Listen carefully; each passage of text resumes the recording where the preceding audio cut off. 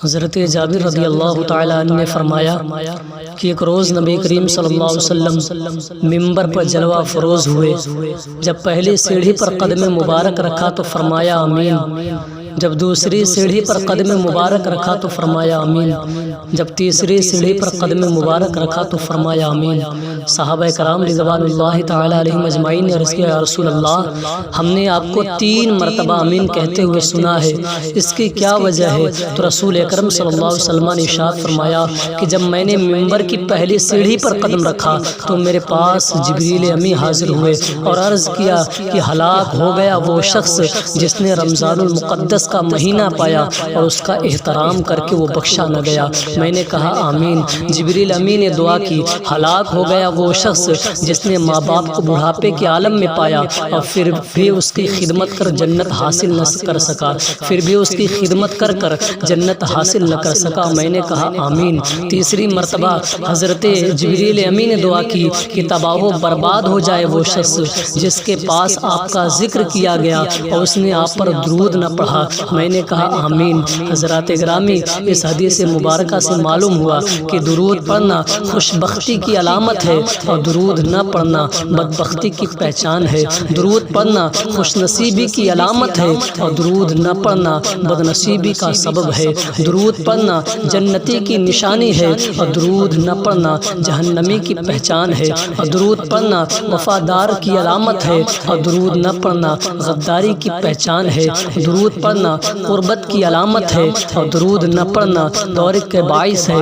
درود پڑھنا قبولیت کی دلیل ہے اور درود نہ پڑھنا مردودیت کی دلیل ہے۔ درود پڑھنا حقانیت کی دلیل ہے اور درود نہ پڑھنا شیطانیت کی علامت ہے۔ درود پڑھنا غلامی کی پہچان ہے۔ درود نہ پڑھنا حرما کی حرما نصیبی کی علامت ہے۔ سرکار اقدس صلی اللہ علیہ وسلم نے ارشاد فرمایا ان اللہ تعالی لا ينظر الى من يصلي علی ومن نظر اللہ تعالی الیہ لا يعذبه ابدا۔ بے شک اللہ تعالی اس شخص پر نظر فرماتا ہے، اس شخص پر نظر رحمت فرماتا ہے جو مجھ پر درود پڑھتا ہے، اور جس شخص پر جس بندے پر اللہ تبارک و تعالی نظر کرم فرمائے گا اسے کبھی عذاب نہیں دے گا، اسے کبھی عذاب نہیں دے گا۔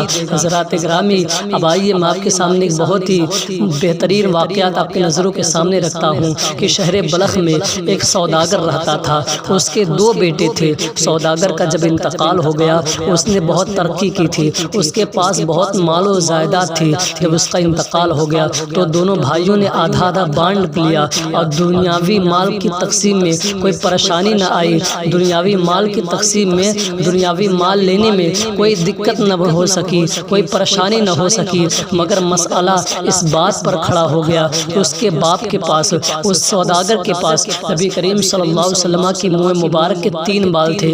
نبی کریم صلی اللہ علیہ وسلم کے 3 منہ مبارک بھی چھوڑ گئے تھے۔ وہ دونوں بھائیوں کے درمیان منہ مبارک کی تقسیم کا بھی معاملہ آیا، منہ مبارک کا بانٹنے کا بھی معاملہ سامنے آیا، ان کو تقسیم کیسے کیا جائے؟ چنانچہ بڑے بھائی نے چھوٹے بھائی سے کہا دونوں ایک ایک بال مبارک رکھ لیں اور تیسرے کو آدھا آدھا کر بانٹ لے۔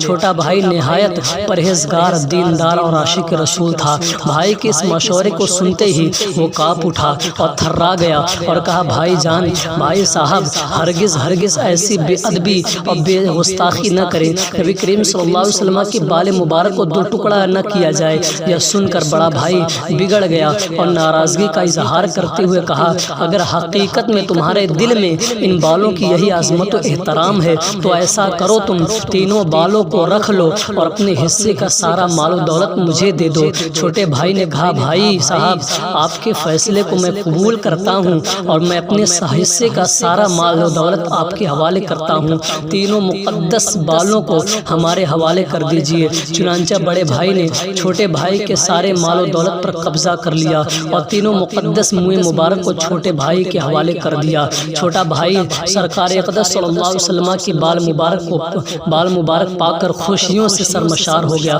وہ بہت ہی زیادہ خوش ہوا، اپنی جان سے بھی زیادہ اس کی حفاظت کرنے لگا، اور صبح و شام بڑے احترام کے ساتھ تینوں بالوں کو سامنے رکھ کر رسول اکرم صلی اللہ علیہ وسلم کی بارگاہ میں درود و سلام کی ڈالیاں نچھاور کرتا رہا۔ اللہ تبارک و تعالی نے اس درود کی برکت سے اس کے کاروبار میں ترقی عطا فرما دی، اور کچھ ہی دنوں میں وہ دنیاوی دولت سے بھی مالا مال ہو گیا۔